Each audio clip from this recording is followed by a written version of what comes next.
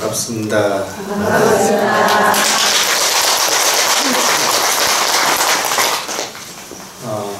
오늘 관음제일인데 연가 4분을 또 오늘 49제 신두제를 아마 모시는 것 같습니다. 그래서 잠깐 복습하고 또 49제의 어떤 천도제에 대해서 잠깐 해주님께서 말씀을 해달라고 그래가지고 또 49제가 어떤 의미가 있는지 우리 유족들에게 이야기하고 또 오늘 법문을 진행하겠습니다. 저번 달 관음제일 어떤 내용이었는지 기억나십니까? 저는 꼭 반복을 강조합니다. 왜냐하면 학교 다닐 때도 반복하는 사람이 공부를 잘하게 되어 있습니다. 새로운 지식을 아는 것도 얻는 것도 중요한데 들었던 것을 잊지 않는 게 아주 중요합니다.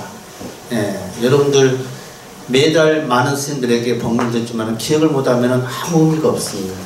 마치 들어도 밑빠진 독에 물 붓는 것과 같은 거예요. 그래서 여러분들이 자꾸 반복해서 들어야 합니다. 관음사 같은 경우는 유튜브라든가 홈페이지에 늘 기쁜 마을 관음사 이렇게 쳐서 들어가니까 이 영상이 다 올라가 있습니다. 법문이. 그래서 여러분들이 또 진행생활 하는데 가정생활 하는데 그런 영상을 자주 들으면은 여러분들의 마음이 먼저 편해지면은 주위 사람들에게도 영향력이 갑니다. 그래서 사람을 대할 때 아무것도 아닌 것 같지만은 불평을 갖고 대하는 사람하고 마음의 여유를 갖고 사람을 대하는 거는 느낌이 다릅니다. 기운이, 모습도 다르고. 그래서 불교는 부처님 가르침은 일단은 내 마음이 고요하고 평화로운 것을 추구하기 때문에 안심법문이라고 이야기를 하거든요. 그래서 저번 달에 관음제일날 기억나는 게 뭐가 있습니까? 뭐예요? 프레임업칙이라는 말 요즘 세상 사람들 많이 하죠. 그게 뭐라고 그랬습니까? 고정관념이라고 그랬죠. 그 고정관념을 비유를 들여서 한 일화로 이야기해 드렸죠. 시어머니 아니 할머니하고 손자하고 싸웠죠. 뭐 때문에 싸웠습니까? 기억나시네. 부처님 세계에 봤을 때는 그게 요광단위가 맞아요, 양념단위가 맞아요.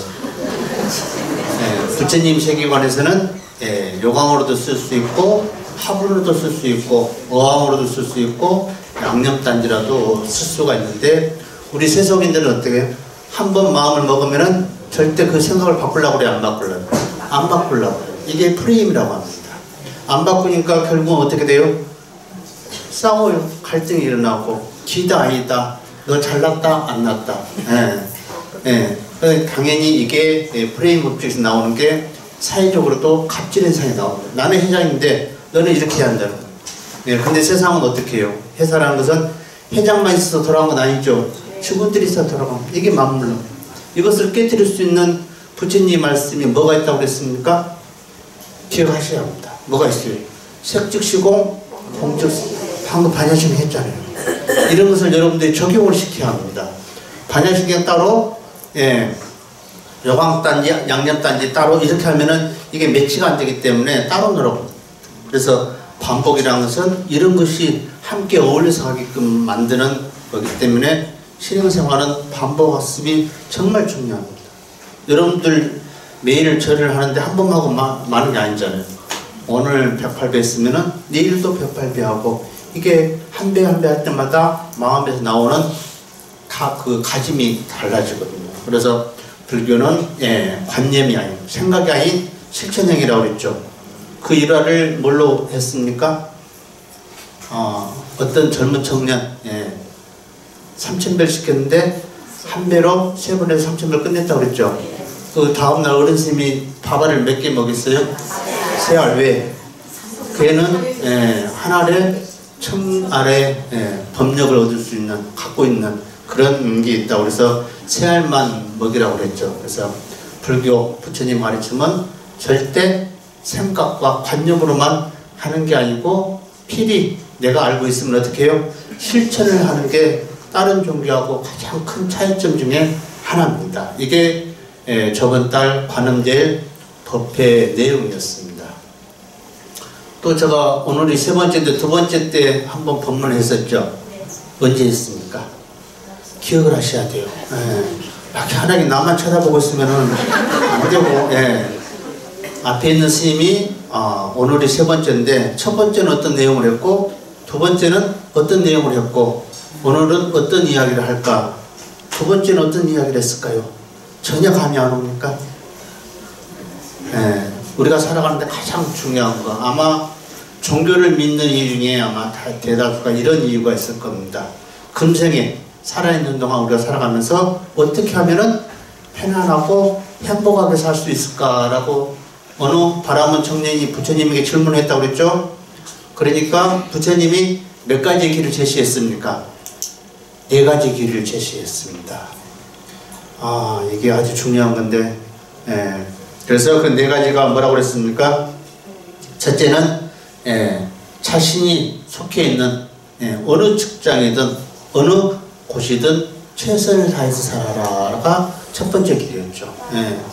농사를 짓든, 회사를 다니든, 학생을 가르치든, 주부든, 어느 직장에 있든 자기 맡은 바 그 자리에서 최선을 다하면서 성실하게 살아가는 게 편안하고 행복하게 가는 길 중에 하나다. 두 번째는 이 세상은 재물이 없으면 못 삽니다. 그렇죠? 이 세상 살아가는 것이 어떻게 보면 돈 때문에 많이 재물 때문에 재산 때문에 가정의 불화가 많은 것 중에 하나입니다. 이 재산을 잘 관리하면서 살아라고 부처님은 두 번째 길을 제시했습니다. 세 번째는 좋은 친구. 기억하시구나. 친구 따라 강남한다는 말 있죠? 이 인연법입니다. 좋은 친구, 좋은 도반, 좋은 벗. 이 인과관계가 상당히 중요하지만은 좋은 인연을 만나서 사귀는 게 아주 중요하다. 세 번째는 균형 있는 삶을 살아야 한다는 거. 수입과 지출이 같아야 한다는 것이죠. 너무 수입이 많은 사람, 재산이 많은데 쓰지 않으면은 굶어 죽은 개와 같다고 부처님 표현했고, 또 어떻게 해요? 수입은 적은데 너무나 많은 지출이 있으면은 뿌리 없는 나무와 같다고 부처님은 말씀을 하셨습니다. 그래서 균형 있는 삶이 아주 중요하다고 했습니다. 이 균형 있는 삶은 우리들 마음속에 뭐예요? 감정하고도 같은 겁니다. 감정도 오르락내리락하면 안 된다는 거. 너무 화를 내거나 너무 슬퍼하거나 너무 급하거나 너무나 불평불만하고 너무나 우울해하는 사람들, 이게 마음의 균형이 있습니까 없습니까? 너무나 플러스 마이너스 관계가 커요. 이런 사람은 흔히 뭐라고 그러냐, 제정신이 아니다. 그래서 감정을 잘 흔들리지 않는 마음, 고요한 마음을 갖는 것도 상당히 중요하다. 그래서 우리가 세상을 살아가면서 편안하고 그 다음에 행복해지려면은 이런 네 가지 길을 부처님이 제시했다는 거. 그 다음에 좀 더 부가적으로 설명하면은 사람은 살아가면서 덕을 쌓고 복을 짓고 지혜를 키워야 한다는 거. 아주 중요한 겁니다. 그래서 덕은 어디서 쌓는다고 그랬죠? 겸손할 줄 알아야 합니다. 부처님 가르치면은 오기를 지킬 줄 알아야 하고, 복은 어디서 와요? 검소, 절제. 그래서 보시는 베푸는 데서 오는 것이고, 지혜는 하루아침에 온다고 하지 않았습니다. 그래서 지혜를 비교를 했던 게 어디에 있냐? 김장에도 이야기했죠? 며느리하고 시어머니하고 김장을 하는데 배우지 못한 초등학교도 안 나온 시어머니가 김치는 너무나 맛있게 삶아요. 박사학위를 받은 며느리는 교과서대로 하는데 맛이 안 나요. 이게 경험에서 오는 지혜의 차이다. 그래서 그런 이야기를 제가 첫 번째 법문 시간 또 두 번째 법문 시간에서 이야기를 했습니다. 기억이 납니까? 나야 아주 중요한 겁니다. 왜냐하면 이것은 여러분들이 살아가면서 꼭 필요한 것 중에 하나이기 때문에 꼭 여러분들이 귀담아 들여야 하고 또 반복해서 그것을 되살려야 한다는 거. 오늘 네 분의 영가님을 천도를 아마 하시는 것 같습니다. 많은 종교가 있지만은 유독 돌아가신 분에게 지극정성으로 모시는 것은 아마 우리 부처님 가르친 불교밖에 없을 겁니다. 신을 믿는 종교 같은 거는 아무리 나를 낳아주고 빌려주고 가르쳐주는 부모의 은혜도 사실은 제사를 못 지내게 하잖아요. 예. 그것은 하나의 관념의 차이입니다. 생각의 차이라고 하죠. 예. 그러나 우리 불가에서는 절대 그렇지 않습니다. 부처님의 가르침 중에 하나가 뭐냐면은 연기법이라는 게 있어요. 이것이 있으면 저것이 있다는 것. 이것은 달리 이야기하면은 태어남이 있으면은 죽음이 있다는 뜻입니다. 다시 이야기하면은 죽음이 있으면은 또 다른 태어남이 있기 마련입니다. 이 과정은 어느 누구도 벗어날 수가 없어요. 내가 잘나고 못나서 또 종교가 다르다고 해서 이 과정을 벗어날 수는 없습니다. 참다운 진리는 제가 이야기하지만은 어떻게 해요? 모든 사람에게 동등하게 적용이 되는 게 참다운 진리라고 제가 이야기를 했습니다. 높고 낮음을 떠나고 남녀노소를 떠나고 많이 배웠고 많이 가정을 떠나서 모든 사람에게 적용이 되는 것. 생로병사가 그렇죠? 예, 태어나 있으면은 누구나 늙고 병들고 누구나 죽어요. 이 과정은 벗어날 수가 없습니다. 이 진리를 거역할 사람은 이 세상에 아무도 없을 거예요. 예. 이것은 만약 지금에 계신 네 분의 영가님에만 적용이 되는 게 아니고 언젠가는 여러분들 앞에 서 있는 나에게도 적용이 되는 겁니다. 49제는 사실 상당히 중요한 시간입니다. 마지막으로 유족이 가시는 부모님이나 조상님들에게 효를 할 수 있는 마지막 선업 중에 하나입니다. 제가 조금 이따가 업에 대해서 이야기할 건데 선업이란 게 따로 있는 게 아니거든요. 자식으로서 낳아주고 가르쳐주고 먹여주고 입혀주고 이런 등등을 은혜를 잊지 않는 게 선업입니다. 예. 그래서 이 49제라는 것은 쉽게 이야기하면은 하루 일과로 표현을 하겠습니다. 여러분들이 눈 뜨죠? 오늘 아침에 눈을 떠가지고 이불자리에서 나와서 눈을 뜨고 씻고 오늘 하루 일과를 시작을 했습니다. 이 눈을 뜨는 시간, 잠에서 눈을 뜨는 시간을 태어남이라고 생각하시면 돼요. 예, 그 다음에 오늘 하루를 보내고 저녁 때까지, 잠잘 때까지 가는 시간을 인생이라고 생각하시면 됩니다. 그 다음에 모든 것을 다 정리하고 그 다음에 씻고 불을 끄고 이불 속에서 눈을 감을 때 잠자리 들 때를 죽음이라고 생각하시면 돼요. 그 다음에 잠자는 시간 있죠? 잠자는 시간을 49제로 생각하시면 됩니다. 49일. 그래서 49일은 돌아가신 분에게는 이승세계도 아니고 저승세계도 아닌 중음신에 머물러 있습니다. 쉽게 하면은 사람이 일과를 다 마치고 자고 있는 시간을 생각하시면은 49제를 좀 쉽게 이해를 할 수가 있습니다. 이 과정은 누구에게나 다 오게 되어 있어요. 살아있는 생명체, 사람뿐만 아니라 동물도 마찬가지입니다. 살아있는 생명체는 이 49제, 이 중음의 신의 과정을 누구에게나 다 거쳐가게 되어 있어요. 사람의 업에 따라서 여러분도 잠자는 사람의 그 습관에 따라서 3시간만 자는 사람도 있고 4시간만 자는 사람이 있고 어떻게 해요? 8시간 자는 사람이 있듯이 이 49일 안에 이 연가도 초대에 가는 연가가 있고 49일 안에 가는 사람도 있습니다. 모든 사람이 100세 안에 다 죽듯이 연가도 49일 안에 다 떠나게 되어 있습니다. 특별한 예가 아닌 거. 예, 쉽게 하면은 파묻힐 정도로 큰 집착이나 상처가 있지 않느나 원한이 있지 않느나 대다수의 연가는 대다수 사람이 다 100년 안에 몸을 바꾸듯이 연가도 49일 안에 또 다른 곳으로 인연체에 따라서 가게 되어 있습니다. 그래서 이 49제는 연가에게는 아주 소중하고 귀한 시간이고 또 49일 동안 한평생 살아왔던 자식이라든가 친척에 대한 집착이 많기 때문에 늘 주위에서만 돌게 되어 있어요. 그래서 이 49제는 돌아가신 연가에게는 아주 소중하고 그 불안과 초조함에 두려워하고 있는 마음을 연가는 스스로 그걸 하기 어려워요. 그래서 경전을 읽어주는 이유가 그 하나 중에 하나입니다. 모든 집착을 버리고 부디 인연초로 편안하게 갈 수 있게끔 우리가 염이라고 했죠. 그게 기도입니다. 이런 것은 불교 부처님 가르침밖에 없습니다. 그래서 불가에서는 죽음이란 자체가 소멸이 영원히 죽었다 해서 끝나는 게 아니고 다 어떻게 이동이라고 이야기하는 거예요. 단지 부산에 살던 사람이 몸을 버리고 어디로 가는 것 뿐이에요? 서울로 가는 것 뿐입니다. 이사 가는 것 뿐이에요. 예. 그래서 불가에서는 이 몸뚱아리를 뭐라고 합니까? 지수화풍이라고 이루어졌죠. 때가 되면은 늙고 병들고 죽음을 마주하면은 이 죽둥아리, 치수화풍은 네 의지와 상관없이 버려야 돼요. 땅으로 갈 게 있다는 거죠. 쥐라는 것은. 땅으로 갈 게 뭐가 있습니까?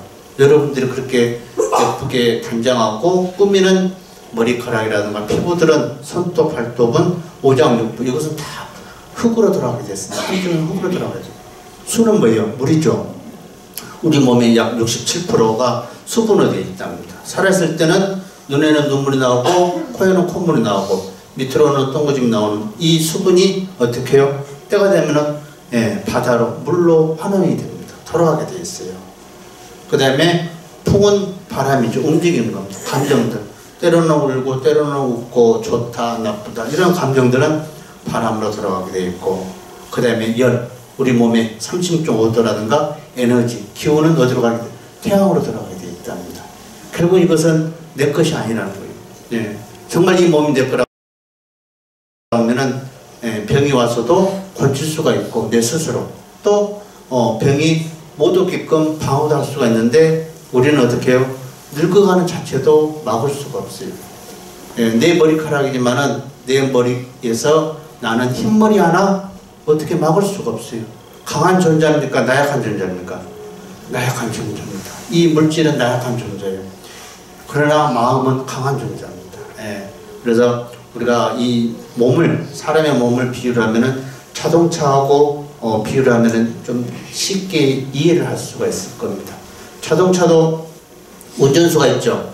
자동차를 모는 운전수가 있듯이 우리 몸을 운전하는 뭔가 있는 게 흔히 우리는 그걸 마음이라고 하잖아요. 예, 그래서 선을 공부하는 스님들은 이걸 이목구라는 이런 것을 참고하는 게 결국 이 몸을 움직이는 놈이 무엇인가라는 것을 이야기하듯이 우리 몸을 움직이는 거 왼쪽으로 하고 싶으면 왼쪽으로 하고 눈을 감고 싶으면 눈을 감게 이렇게 조정하는 뭔가 있는 것이죠. 그래서 이 사람의 육신을 좀 더 이해를 하고 싶어 하면은 자동차를 생각하시면 거의 이해하기가 쉽고 49제는 잠자는 시간, 하루 일과부터 자는 시간, 잠을 자야만이 또 다른 내일이 시작이 될 수 있다는 것. 그 다음에 우리 몸이라는 것은 치수화풍을 이루어주는 하나의 물질이기 때문에 내 것이 아니라는 것. 때가 되면은 물로 들어갈 거, 그 다음에 땅으로 갈 거, 뭐 바람으로 갈 거, 열로 갈 게 있다는 거. 그래서 49제는 가시는 분에게 상당히 소중한 시간이고 또 마지막으로 자식들이 유족들이 할 수 있는 효역 중에 마지막입니다. 이게 업의 차이예요. 이게. 그래서 오늘 제가 이야기할 내용이 사실은 업입니다. 업 들어보셨죠? 네. 아마 절에 다니신 분들은 업이라는 용어를 아마 귀에 닳도록 들어보셨을 겁니다. 이 업은 불교에서만 쓰는 용어입니다. 성경이나 이런 데 있지 않는 용어들이죠. 그래서 업을 다른 말로 하면은 행위라고 이야기해요. 행위. 행위가 뭔 말인지 아시죠? 행위. 여러분들이 하는 행동들, 실천 그런 것들을 행위라고 이야기를 합니다. 그래서 부처님 가르침 즉 불교적인 입장에서 불교적인 세계관에서 우리가 보면은 업에는 선업과 악업을 크게 나눌 수가 있어요. 그래서 우리가 잘 산다는 개념이 있죠. 요즘 사람들은 돈을 많이 벌고 높이 올라가면은 그게 잘 산다고 생각을 하는 분들이 많습니다. 그래서 우리가 잘 산다는 것은 꼭 경제적인 여유만을 뜻하지 않습니다. 불교관에 봤을 때, 부처님의 가르침에 봤을 때는 꼭 경제적으로 명예가 높고 이런 걸로만 해서 꼭 잘 산다고 하지는 않는다는 거. 그래서 불교에서는 잘 산다는 것은 선업을 지으면서 산다는 게 잘 사는 의미로 이해를 하고 있습니다. 선업이 한자로 착할 선자를 이야기를 합니다. 그래서 착한 행위. 그래서 근데 요즘 세상에 사람들이 착하게 살면 어떻게 봅니까? 바보로 보죠. 이용만 당하고 그래서 요즘 세상에서는 착하게 산다는 것은 무능하고 바보스럽고 이런 사람들만이 하는 걸로 하고 생각해가지고 착하게 사는 것은 전반적으로 사람들이 어떻게 해요? 좋게 생각을 안 하고 있습니다.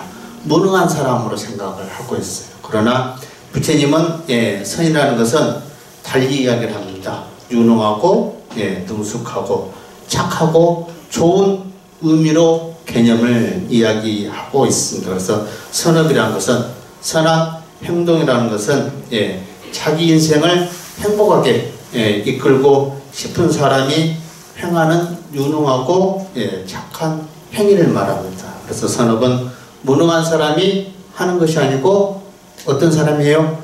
유능한 사람이 하는 겁니다. 지혜로운 사람이 선업을 짓게 되어 있어요.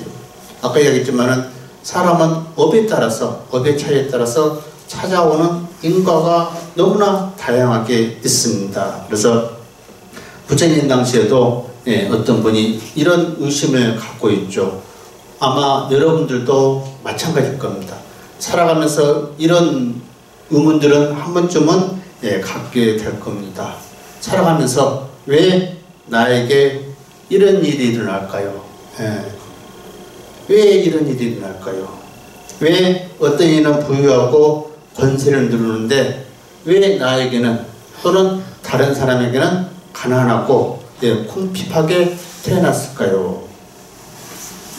또 어떤 이는 건강하고 튼튼한데 왜 나에게는 허약하고 병주머니일까요? 살아가면서 약으로만 달고 사는 사람들, 또 누구는 하는 일마다 잘 되는데 누구는 어떤 이는 하는 일마다 실패를 해요. 왜 그럴까요? 사람들이 타고난 운명은 왜 서로 이렇게 다르다고 생각합니까? 도대체 왜 이와 같은 차별이 일어나야 하는 걸까요? 여러분들 생각 한번 해보셨습니까? 내가 살아가는데 왜 나에게는 이렇게 감당하기 힘든 괴로움이나 상처가, 어려움이 찾아왔을까? 또 한편으로는 어찌 저 사람은 하는 일마다 잘 되고 저렇게 웃으면서 살아갈까? 이런 의구심을 한 번쯤 가져보셨어요? 불교가 아닌 다른 분들은 이런 것을 어떻게 아마 해석을 할까요? 답을 낼까요? 신을 믿는 정가도 아마 이것은 다 누가 결정을 해준다고 봐요? 하느님이 다 아마 이렇게 차별을 줄 거라고 생각을 할 겁니다. 그러나 부처님 가르침이 하면은 이와 같은 차별 현상은 저절로 그렇게 되는 것이 아니라 거기에는 반드시 선행, 선업이라는 원인과 필요한 조건들이 있다고 이야기를 하셨습니다. 아주 중요한 말입니다. 이것을 다시 이야기하면 인과법이에요. 내가 잘 되고 못 되는 거에는 분명 거기에는 원인과 조건들이 있다는 거예요. 이게 부처님의 가르침에 다른 종교하고 가장 큰 차이점 중에 하나가 인과법이에요. 그래서 이게 아주 중요한 것입니다. 그래서 사람이 좋은 팔자나 나쁜 운명, 그 다음에 타고난 성품 등은 단순히 우연의 결과가 말할 수 없고 반드시 전생에 뿌려놓은 씨앗의 원인들이 금생 또는 내생에 나올 수밖에 없다고 부처님은 말씀하십니다. 올해가 2019년이죠? 2018년은 지나갔습니까? 안 지나갔습니까? 지나갔어요. 그것을 전생이라고 이야기합니다. 전생이 우리 태어나기 전에 일만 있는 게 아니라 이미 지나간 것은 전생입니다. 여러분들이 이미 전생을 거쳐서 2019년에 오셨죠? 2018년에 행했던 선업과 악업의 차이에 따라서 2019년, 2020년에 나타나는 인과법이 다를 수밖에 없어요. 우리 불자들은 그걸 아셔야 합니다. 모든 것이 우연의 일치라고 생각해서는 안 된다는 거. 그래서 업의 차이, 업의 행위의 차이를 예를 들어서 설명을 하면은 여러분들 자판기 아시죠? 자판기 한 번쯤 써보셨죠? 1,000원짜리 지폐를 자판기에 넣으면은 물이 1,000원짜리가 나옵니까? 아니면 1,500원짜리를 얻을 수 있습니까? 안 그죠? 1,000원짜리를 얻을 수 있죠? 자판기는 거짓말을 합니다.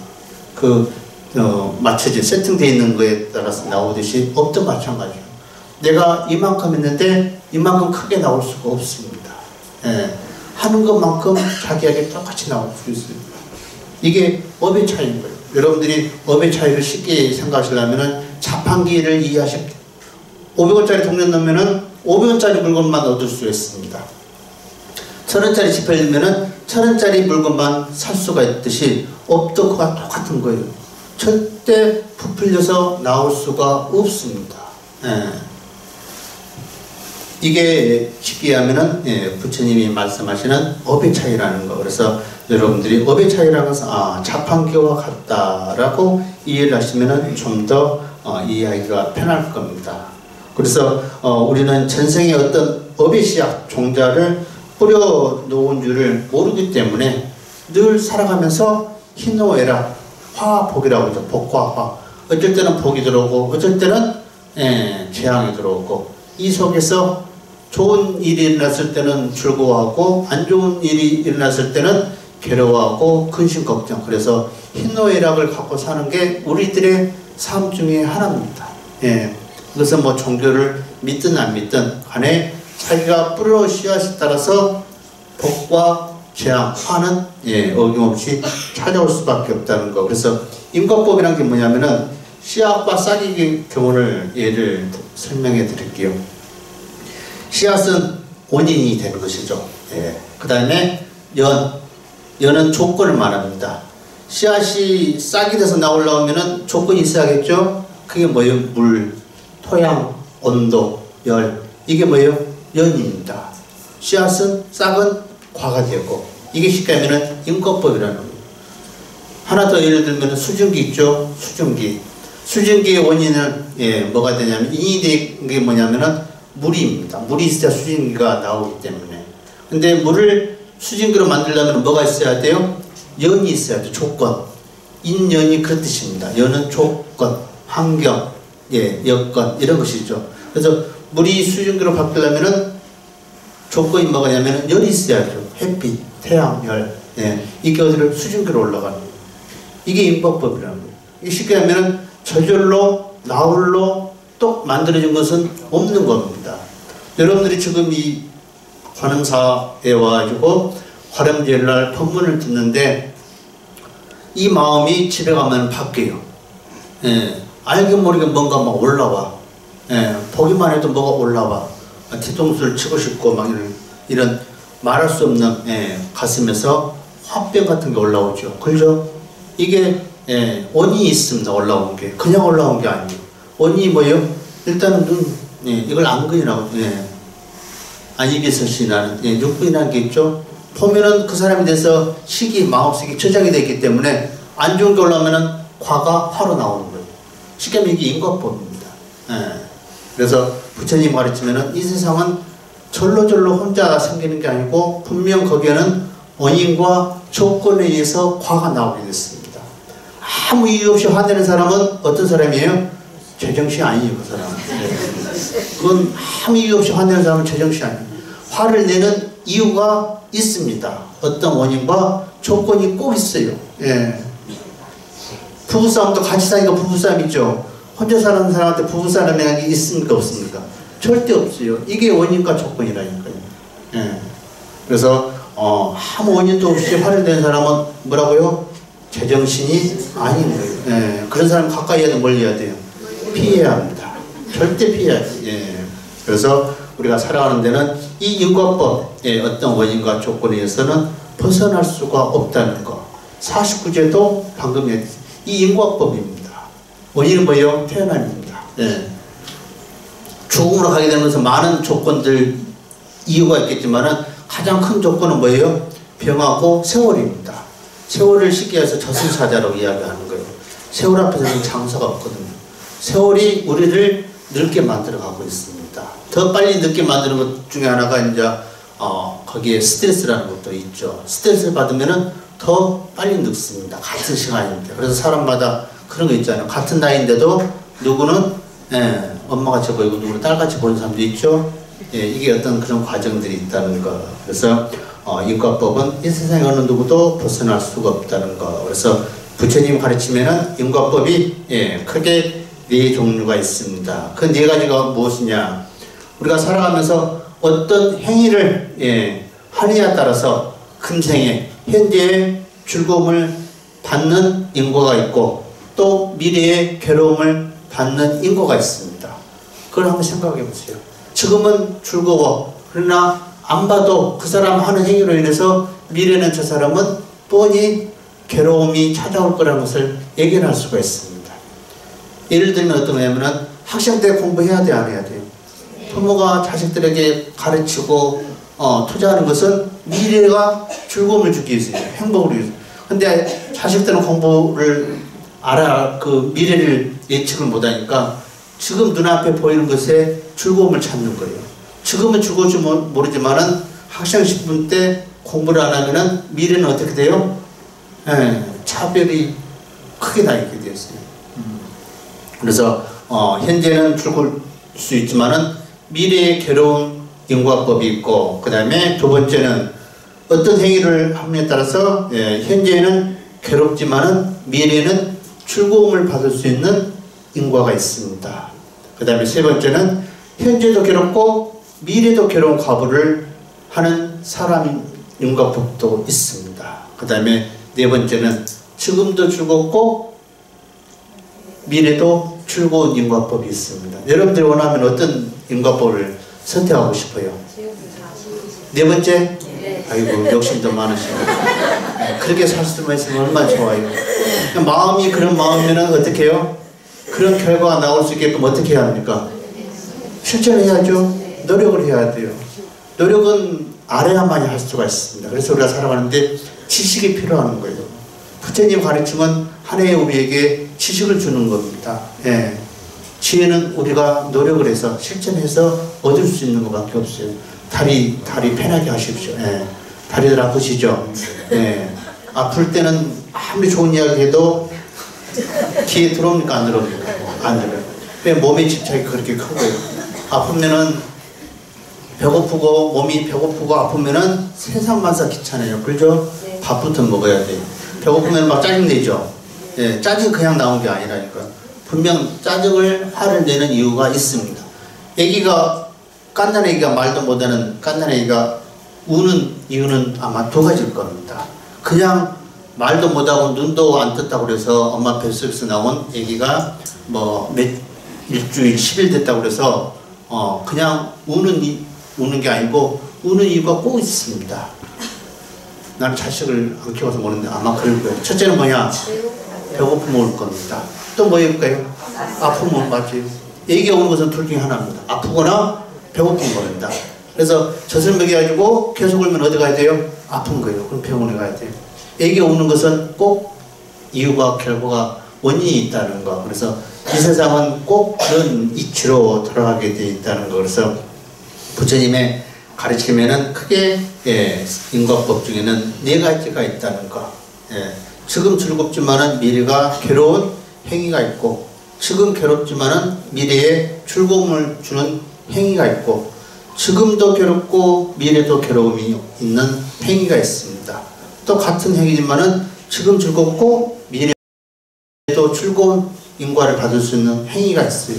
여러분들은 방금 하나같이 네 번째, 지금도 즐겁고 미래도 즐거운 인과법을 받기를 원하는 사람들이에요. 그렇죠? 이것은 저도 마찬가지입니다. 그럼 어떻게 해야 돼요? 이것을 제가 첫 시간에 했듯이 덕을 쌓고 복을 짓는 것을 배우셔야 돼. 그게 뭐냐? 좋은 종자를 심어야만이 가을에 어떻게 좋은 열매를 수확을 할 수 있습니다. 봄에 우리가 파종을 할 때, 모내기를 할 때 모를 심지 않으면 가을에 쌀을 얻을 수 있어요? 없어요? 없어요. 그게 부처님 가르치면은 오기입니다. 오기에는 5가지 종자가 있어요. 아주 귀한 종자입니다. 살생하지 말라는 이유가 어떤 종자를 심기 위해서요? 자비의 종자를 심기. 우리 마음에 자비가 없으면은 사람이 인색하고 난폭해집니다. 늘 불평불만이고 남을 배려하지 않아요. 넉넉한 마음, 이해심이 곧 자비입니다. 그러니까 자비의 종자도 심어야 하고, 복덕의 종자도 심어야 하고, 청정한 것, 깨끗한 종자도 심어야 하고, 진실의 종자도. 거짓말을 하지 말라는 이유가 왜 그러냐면은 거짓말한 사람은 신뢰가 없어져요. 진실성이 없어지기 때문에 사람이 따라야 안 따라요. 처음에는 못 모르고 몇 번은 만날 수 있지만은 결국에는 저 사람이 거짓말쟁이라고 하면은 다 돌아서게 돼 있어요. 인덕이 없어집니다. 왜? 진실의 종자가 그 사람 마음속에 나오지를 않기 때문에. 그래서 오기는 아주 중요한 겁니다. 스님들이 아무리 하드를 두고 공부를 해도 이 오기를 지키지 않는 화두법은 모래알로 밥 짓는 것 같은 거예요. 예. 그 다음에 우리가 금생에 죽었고 또 미래에 죽은 가부 중 하나가 포시행위입니다. 기회를 죽이면서 포시 베푸는 것. 그게 꼭 물질로만 한다는 게 아니었다고 그랬죠. 우리가 갖고 있는, 여러분들이 갖고 있는 칠시라고 그랬죠. 늘 말할 때, 아내에게 대할 때 톡톡 쏘는 것보다는 웃으면서 상냥하게 해주는 것. 그러면은 반찬이 또 달라질 거예요. 사람이 가는 게 있으면 오는 게 있거든요. 또 말도 상냥하고. 왜냐하면 건강한 사람은 나이 드신 분들이 물건을 주고 할 때 들어주고, 또 지하철 탔을 때 자리를 배려해 준 것. 노령자라든가 또 임산부 이런, 이게 하나의 칠시 중에 하나입니다.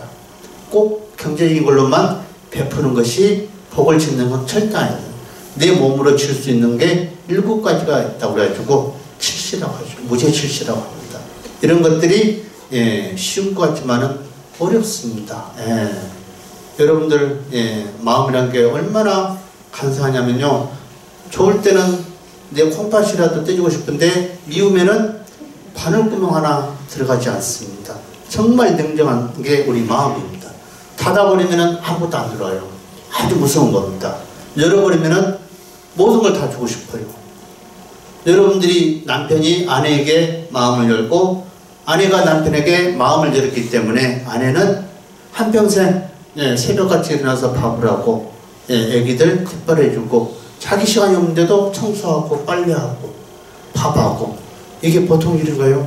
안 그래요? 제가 공양주가 있는 절에서 살다가 혼자 밥을 해 먹으려고 하니까요, 이 먹는 게 보통 일이 아니에요. 여기 우리 처자님들 몇 분 계시는데 밥 해준 사람 정말 고맙게 생각해야 합니다. 사람은 먹는 게 즐거움을 엄청 삼거든요. 이게 식욕 중에 하나입니다. 오영락 중에 식욕이라는 게 있거든요. 배고프면은 아무것도 못해요. 그래서 이 자기 배고픔을 달래줄 수 있는 배우자가 있는 걸 상당히 고맙게 생각하셔요. 싸워야 돼, 안 싸워야 돼? 싸울 필요 없습니다. 왜? 때가 되면 다 죽는데 싸워서 뭐예요? 안 싸워도 죽게 지내도 여러분들 길게 살아봤자 100년을 못 넘겨요. 100년 동안 100년을 날짜로 계산하면 1년에 365일이죠. 거기에 동그라미 2개 붙이면 36,500일 있잖아요. 그 잠은 절반을 잠으로 잔답니다. 사람과 사람이 소중한 관계를 맺었는데 거기서 투닥거려. 그 어리석은 사람들이에요. 부처님이 가르치면서는 절대 우리가 그렇게 싸울 필요가 없다는 것. 근데 그게 사람은 욕심이라는 게 있기 때문에 안 되는 거예요. 집착, 욕심이 있기 때문에. 근데 알면서도 이런 이야기를 아마 저 말고도 많은 이야기를 아마 들었을 겁니다. 단지 기억을 안 하려고 한다는 거, 마음속에 그걸 담아두려고 하지 않는다는 거. 마음속에 담아둬야, 머리에 기억을 해야 내가 행위를 했을 때, 그런 일이 일어났을 때 슬기롭게 자기 자신을 추스리고 조절을 할 수가 있습니다. 그래서 반복이 아주 중요한 거예요. 반복학습이 아주 중요한 겁니다. 새로운 것을, 이 나이에 여러분들 새로운 사람을 만나고 새로운 직업을 구할 것입니까? 안 그래요. 있는 직업을 마무리 잘 하시고 좀 더 확장보다는 질적으로 하는 게 더 현명한 사람이에요. 20대, 10대들은 가능성이 있기 때문에 도전할 수가 있습니다.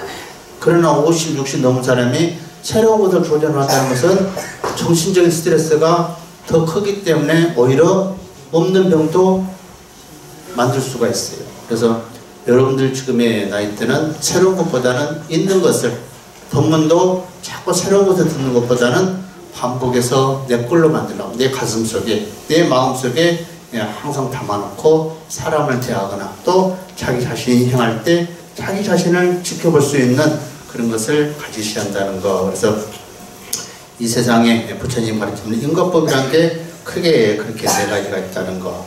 불교에서 말하는 선업은 경제적인 거나 명예에 높이 올라가는 것을 잘 사는 걸로 본다, 안 본다? 안 본다. 선업이라는 것은 착한 행위, 유능한 행위, 그 다음에 능숙한 행위, 좋은 행위를 착한 것을 선업이라고 합니다. 그래서 불교에서 잘 산다는 것은 착하게 산다는 것입니다. 바르게 산다는 것이죠. 예.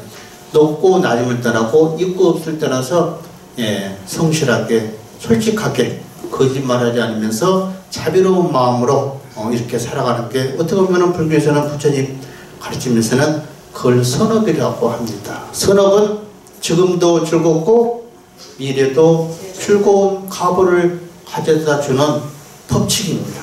그래서 인과 법칙이라고 합니다. 그거는 빼도 더하지도 할 수가 없는 거예요. 인과는 아까 얘기했던 자판기와 같은 거. 예. 500원짜리 넣으면은 500원짜리 물건이 나오고 1000원짜리 넣으면은 1000원짜리 물건이 나온다는 거. 이 세상은 인과법, 예, 자기가 뿌린 것만큼 거둬야 된다는 거. 그래서 인과법의 씨앗에도 크게 세 가지가 있다는 거. 첫째는 뭐냐?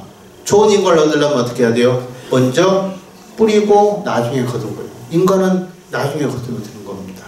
여러분들 작년 2018년, 17년 내에 했던 그 노력은 언제 나와요? 금방 안 나옵니다. 시간이 지나야 돼요.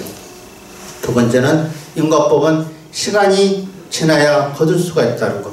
좋은 일은 갑자기 온 게 아니고요. 자기도 모르게 좋은 일은 천천히 다가오게 되어 있습니다.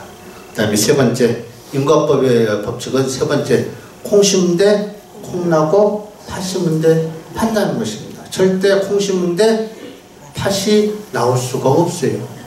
한번 농사 지어보세요. 예. 예. 쌀을 심으면 쌀이 나오지 절대 보리가 안 나옵니다. 그걸 알면서도 우리는 뭐예요? 때로는 예, 노력하지 않고 뭔가를 얻으려고 하는 사람들이 더러 많다는 거. 그래서 제가 정초 기도 때 그 이야기 했죠? 산신령 이야기 했습니까? 산신령에게 젊은 청년이 뭘 기도를 드리던가요? 복권 당첨 했습니까? 안 했습니까? 복권이라고 하니까 더 기억이 나시죠? 예, 그러니까 산신령이 뭐라고, 그 젊은 청년이 밤마다 매일매일 산신령에게 복권 당첨을 해달라고 기도를 하니까 꿈에 산신령이 하도 답답해서 나타나서 하는 말이 있었죠? 뭐라고 그래요? 그래요. 복권을 사놓고 기도를 해야지. 복권도 안 사놓고. 그 말은 뭔 말이냐면은 뭔가를 하려면은 노력을 해야 한다는 거예요. 준비를 해놓고 해야 한다는 거예요. 네. 그래서 이런 것들은 아무것도 아니고 쉽게 듣고 어려운 내용도 아니지만은 사실 우리는 바쁘게 살아가면서 망각하게 살아가고 있기 때문에 그런 것들을 놓치고 살다 보니까 쉽게 가장 편안한 사람에게 막말하고 어떻게 해요? 화를 내게 되는 거예요. 네. 그것은 그 인과관계는 언젠가는 금이 가야 안 가요? 갑니다. 뱉은 말이 자기 당신은 속이 시원할 줄 모르지만은 받는 사람 어때요? 예, 가슴에 뭐가 박히죠. 그 인과는 결코 없어진 게 아니고 또 이어지게 되어 있습니다. 그래서 가장 소중하고 가장 친한 사람일수록 어떻게 해요? 막말하거나 함부로 해서는 안 돼요. 존중해줘요. 배고파 보세요. 밥 해준 사람이 얼마나 고마운지. 예, 그건 모를 겁니다. 예, 그래서 여러분들이 부처님의 가르침이라는 것은 예, 참 미묘하다는 거. 그래서 아무것도 아닌 것 같지만은 여러분들 삶 속에서 결코 벗어나는 게 없다는 거.